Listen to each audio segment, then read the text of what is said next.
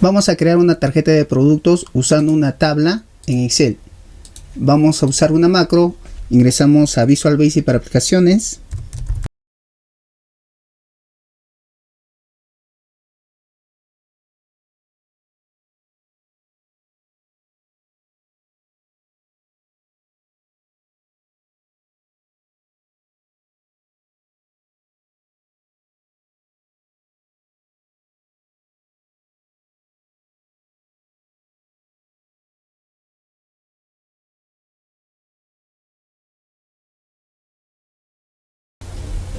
En la hoja de Excel vamos a insertar un botón.